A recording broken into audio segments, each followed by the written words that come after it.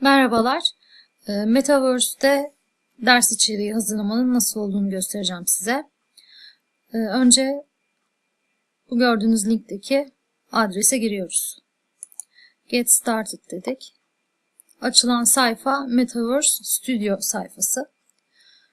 Burada deneyim yarat seçeneğini tıkladık. Tabii önce hesap açmanız gerekiyor. Yaratacağımız deneyimle ilgili ilk sayfa otomatik olarak ortaya çıkıyor. Bundan sonraki adımları biz kendimiz karar veriyoruz.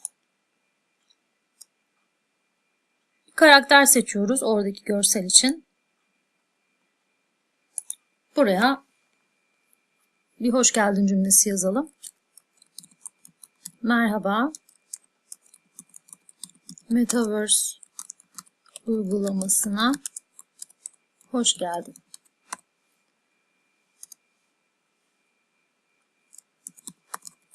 Devam etmek için evet, çıkmak için hayır tuşuna bas.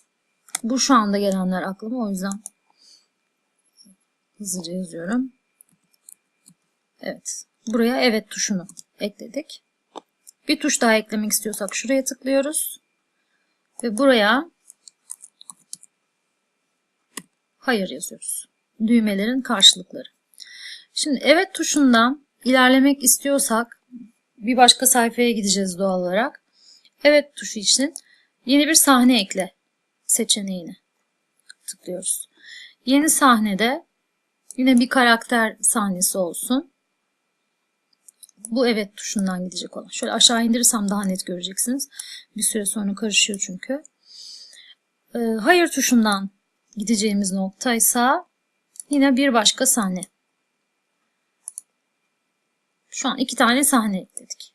Gördüğünüz gibi oklarla gösteriyor ama sırayla gittiğinde birazcık karışık gelebilir size. İyi takip etmek gerekiyor sahne numaralarını. Öncelikle hayır tuşuna devam edecek. Arka planın bu arada artırılmış gerçeklik şeklinde bulunduğunuz mekanın görünmesini istiyorsanız, yani herkes kendi açtığı mekanda arka planı görecek. Şöyle yapıyoruz. Gördüğünüz gibi R tuşuna basıyoruz. Böylece açan kişi kendi bulunduğu mekanı görecek arka planda. Background'u böyle seçersek eğer arka plana kendi otomatik görsel yani renk yerleştirebiliyorsunuz ya da görsel yerleştirebiliyorsunuz. Ben R tercih ediyorum, daha hoş görünüyor. Şimdi bu hayır cevabı. Hayır cevabı için şöyle yapalım. Çok üzgünüm. Hoşça kal diyelim. Yine bir düğme ekledik. Tıklayarak şu bölüme. Ve buradan transition to scene, sahneye geçiş demek. Ama biz burada artık deneyime devam etmek istemediği için end experience, yani deneyimi sonlandır dedik. Eğer hayır tuşunu seçerse hiç devam etmeden deneyim sonlanmış olacak. Peki evet diye devam etmek isterse ne olacak? Yine bir düğme ekliyoruz. Ve şurada bir soru sorabiliriz. Mesela Metaverse uygulaması ile ders içeriği hazırlanabilir diye bir cümle kurdum. Düğmenin bir tanesine evet, diğerine de hayır seçeneğini ekliyoruz. Hayır seçeneğinden ilerlemek istediğimiz sahneyi seçiyoruz. Yine bir başka sahne ekleyelim. Şöyle olsun. Buradaki görseli değiştirelim hayır sahnesinde ve arama bölümüne İngilizce üzgün yazdık, sad, ve buradan bir surat seçtik. Bu burada görünüyor. Yine arka plan artırılmış gerçeklik şeklinde. Buradan devam et tuşu yaratırsak, şimdi burada bu etkinliği sonlandırmak istemeyiz. Hayır cevabı hatalı bir cevap. Dolayısıyla bu bölümden tekrar aynı soruya geri dönüş yapabiliriz doğru cevabı almak için. Ne yapıyoruz o zaman? Yine düğmeye tıklıyoruz ve sahne seçiyoruz. Sahne numaraları şurada görüyorsunuz yazıyor. Sahne 2. Sahne 2 dediğimizde gördüğünüz gibi direkt bağlantıyı sahne 2'ye kurdu. Yani buradan tıkladığında tekrar bu soruya geliyor. Peki evet cevabı ekleyelim. Evet cevabı için yeni bir sahne ekliyoruz. Buraya bir tane ödül sahnesi ekleyelim. Hayır cevabını verdi. Üzgünüz. Peki evet cevabını verince ne gelecek bakalım.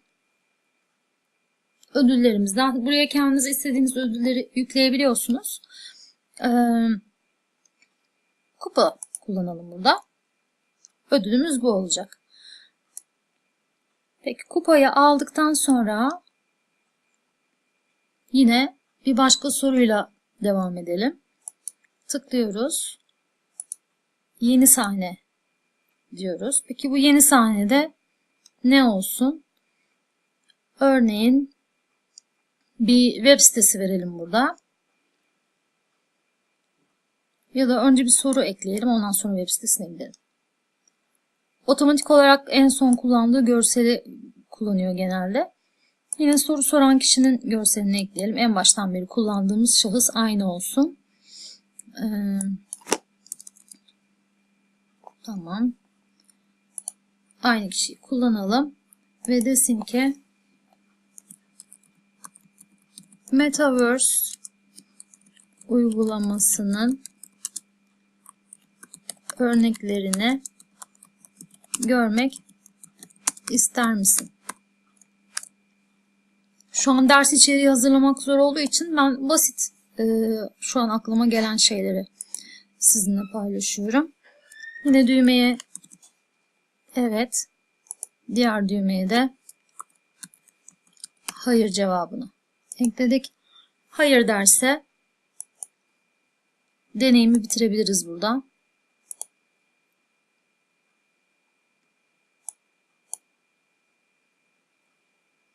Evet derse buraya hemen evet bölümünden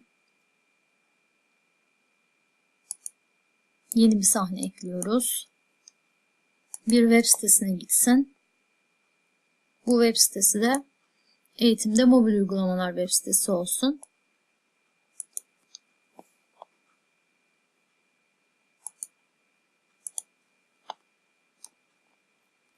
Şuradan hemen hızlıca açalım. Bu eğitimin içerisinde örnek kare kodlar var. Giren kişi onu kullansın. Evet. Bakıyoruz hemen. URL yazan yere web sitesini yapıştırıyoruz. Şimdi burada düğme ekleme yaptığımızda en üstte ekliyor. Büyük harflerle yazalım çünkü tam net görünmüyor orada. Yani web sitesi eklediğinizde biraz görüntü küçük oluyor. Buraya tıklayın diyelim. Evet. Web sitesine gidiyoruz. Web sitesini izliyorlar. Sonra yukarıya tıkladıklarında artık bir sahne daha ekleyelim. Yeni sahne. Burada bir karakter seçelim. Yine.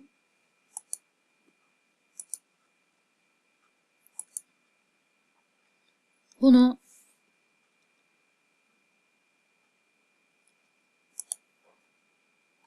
gülen yüz yapalım. Ya da şu olsun. Smiling face. Buraya da teşekkür ederim.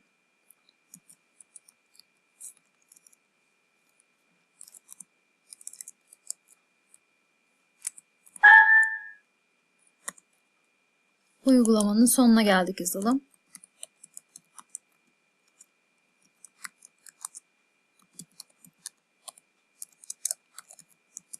Katıldığın için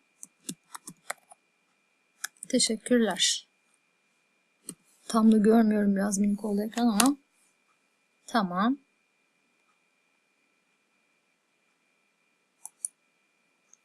Ve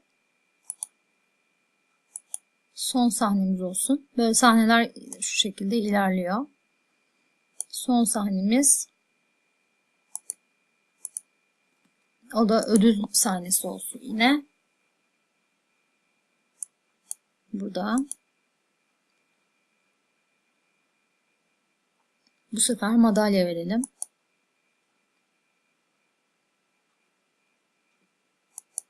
Evet. Ve sonlandır dediğimizde bitmiş oluyor. Şöyle bakacak olursak, düzenli bir şekilde giderseniz hani karmaşa olmasın diye böyle yerleştirerek yapabilirsiniz. Eğer otomatik hızlı hızlı yapmak istiyorsanız o sırayla diziyor. Sadece sahneler arasında karışıklık olmaması için güzelce takip etmeniz lazım. Şimdi bütün bunları yaptıktan sonra publish diyoruz, yayınla. Deneyime hemen bir isim verelim. Deneme diyeyim ben. Ve yayınla dedik. Evet. Burada kare kodu ortaya çıkıyor. Kare kodu taradıktan sonra deneyiminizin, hazırladığınız deneyimin çalışıp çalışmadığını kontrol edebilirsiniz. Umarım anlaşılır olmuştur. Teşekkür ederim dinlediğiniz için.